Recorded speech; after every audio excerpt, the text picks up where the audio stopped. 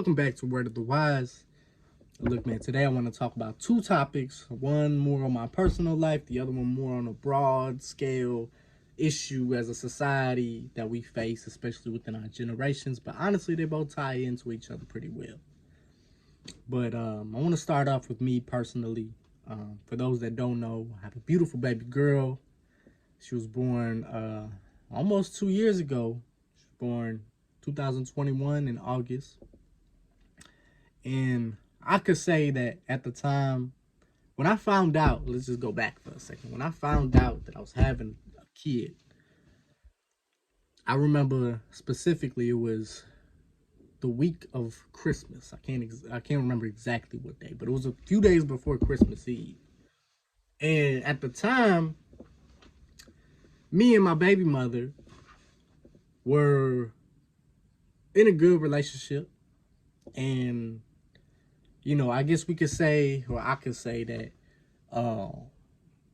we weren't exactly trying to have a child, but we weren't really not trying to have a child. So it was kind of in the air and it could have happened at any time. And I knew that, you know, but a part of you just kind of feels like, well, it didn't happen before in my past relationship, so it's probably not going to happen this time. Well, it's not too hard to create life. It's really not. You know, I remember I wanted a PS5 so bad. You know, during that time, I wasn't really thinking about my future as much. I was, but I was kind of more worried about what's going on right now and how I feel and all that type of stuff. I figured, you know what, I'm young, 22 years old. I could take my time with this. If I want to play video games, if I want to watch TV all day, I could do that. That was my thought process at the time. And I remember she had told me, she was like, I got a surprise for you. And in my head, I'm thinking, oh man, I'm about to get this PS5. We about to have real fun with this. And she's like, okay, come sit down. And she's like, close your eyes and put your hands out. So I'm like, I'm for sure getting the PS5 because you got to hold it with both hands. What else could it be? I've been telling her too, like, man, you know, I was dropping a subject on the hint, like, you know, your PS5 might sound good for Christmas, you know. And I'm sitting there and I'm just like pretending not to know what's going on. And she put something in my hands and it was cold. It was like a cold tray. I'm like, you know, like, what's going on? And she's like, open your eyes. I open my eyes. I look down at this tray. It was 2 pregnancy tests on this tray, just organized neatly. And I looked at them, and it didn't, like, for a second, it didn't really click. And then I saw the 2 positive lines on each one, and they were bold. Like, these lines were bold. It didn't sink in. Like, I couldn't really believe it. Like, I tried to be happy at the time because I feel like that's what I needed to do. But, and it's not that I wasn't happy. It was, I can't really say exactly how I felt. But I know, like, as soon as it kind of registered in my mind, like, okay, this is 2 positive pregnancy tests. Like, this is actually what's going on. It was fear. It was immediate. I couldn't breathe. I couldn't sit down. My legs felt like they were jello. My mom told me not to long before that. She was like, please don't have a kid yet. Like, it was just all kind of hitting me at once, scaring the hell out of me. You know, I was like, I didn't know what to do. I feel like I wanted to throw up. But a part of me was happy, a part of me was hopeful, but another part of me was definitely terrified and like, what am I about to do? I got no money, got a bad job. You know, it was just all kind of like, man, I just didn't see my life planning out that way at that time. And then as time went by, you know, the pregnancy started going along, everything was fine. And I hear it all the time, you know, when people say like there's a switch that happens in a man, and it does. It happens at some point during the pregnancy. I think for me it was around 6 to 7 months when that happened for me, where it just kind of like it went from sheer terror and worry to, you know what, this might not be so bad. I think I got this. I think I got it figured out. And then it lasts all the way up to, the actual birth itself. And then that's where it's like another slap in the face hits you. I remember when my daughter came, I mean, when she actually just came out, like, I had tears. I was crying. I wasn't really expecting that. It was weird how it happened. It was just like all of a sudden, like a rush of tears and like happiness and just a whole mix of emotions that I can't even describe for real. But it was like good. Like I would go back to that. Definitely. And I remember holding my daughter and it just felt so surreal. Like it just felt like a dream. And I remember that first night I had a headache. Like it was like the worst headache I've ever had in my life. We were still in the hospital and I was sleeping on the little couch thing that they had that kind of like pulls out. It doesn't really pull out, it's like a chair. And my baby mother, well, she was actually my wife at the time. I kind of skipped that part. So during the time that she was pregnant, we had got married. I was about 22, she was 21. And I could say honestly that I didn't plan on getting married for a long time. I'm talking about like late 20s, probably 30s, possibly 40s was my timeline. But, for me, I kind of just realized like after fighting it for so long, I realized like this is somebody I got to deal with regardless for the rest of my life. This is my baby's mother, you know. So why not take the chance?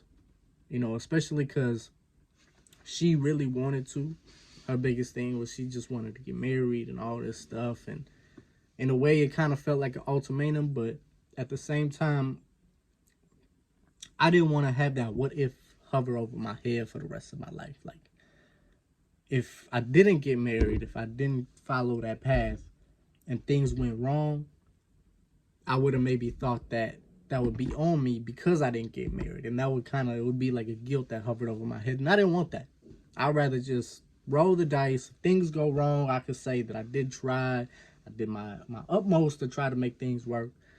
And, ultimately it didn't work out. Our marriage lasted about 5 months, which isn't a long time. But I met her and I knew her for about close to a year. Might have been about a year exactly before she got pregnant. So we didn't really know each other for real. And when I was younger, like 13 through 17, 18, 19, I was like out here as far as I was drinking, smoking, sneaking out, going to, parties, doing all these things. And I don't know, by the time I hit 20, it kind of just got really old to me. I didn't want to do that no more. But I was still doing it, but it really starting to die down for me. It was like, okay, I've done this. Now it's all starting to just be the same thing. We're doing the same things, partying the same way, and it's just getting old for me. But I'm just going to say my ex-wife. My ex-wife, she had just started that. She didn't do nothing until she was about 20. So when I met her, that's when all that started. She kind of started that party phase. She started getting, experience and all that. And I kind of wanted to do that with her, which is kind of why I involved myself into that. Because it was like, okay, even though I'm tired of this, I know you starting this and I know, it's going to be some type of fun. But when she got pregnant, she didn't drink. She didn't do anything. She was a very good mom as far as taking care of her unborn child and taking her vitamins and doing all this stuff. But I had a hard time adjusting to the dad life. I didn't really necessarily stop. I was still moving in that direction of, I want to see my friends. I want to drink. I want to smoke. I want to do all these things. And that didn't stop until maybe a couple weeks until my daughter was born. I had to really sit down and ask myself, like, what am I doing? Not only am I really missing time, not physically so much, but just mentally with my daughter, not really being there. But I'm broke. I don't have anything set up for her. I don't have a life set up to the point where, we're set for life. We have absolutely nothing. If it wasn't for Medicaid, we would be drowning in medical bills because of this, because of the birth and all that stuff. But now we got to pay formula. Now we got to pay for diapers, food, all this. So it got really scary to me. And it was around that time where I really decided, I didn't want to, and even now it's stronger than ever. But before, that was like the start where I realized, like, I didn't want to work a regular job for the rest of my life. I'm willing to, definitely. But if we're talking long-term wise, I don't want that. And it's really specifically because I want to spend all the time with my daughter as I can, and also myself. I want to spend the day on self-improvement, trying to get myself together to be the best version of myself, instead of being at work, clocked in all day, just to come home and kind of rush all that into 2-3 hours. Not long after my daughter came, that's when things started going downhill as far as my relationship between me and my ex-wife. A lot of people think that having a baby is going to strengthen your relationship. And I feel like in many ways it can and it will. But you guys have to have a strong foundation set up for the most part. Unless you get very lucky. Because, when that baby comes, you guys are going to be together all the time. But have no time for each other. So it gets very frustrating. And then you see different styles and your personalities really come out. And, you start disagreeing and all this stuff, and, 2 different parenting styles. And it kind of all mixes up into this big toxic pot, right? And then that leads to other bad actions and other bad actions. And then it just becomes this huge mess. And I realized that a lot of people that I talk to about, especially about all the toxic things, which I'm not going to go into today for one reason and one reason only. It's because although the toxic stuff is entertaining, it'll probably give me more views and more people will want to watch. That's not the message. That's not why things that went wrong. There's nothing that's going to help nobody in no type of way.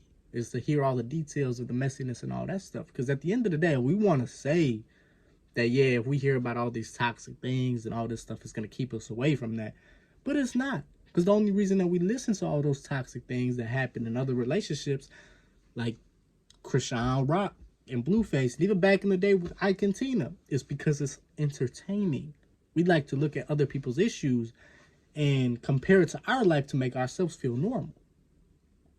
And that's very, very toxic. And that's why I don't like to talk about that too much. Because, like I said, it's just, nobody wins, and it really ruin the way that you look at mankind and humans as just a species in general. And, the more and more I look at this generation today, I realize how confused we are. We like to think that we know exactly how we feel and what we want.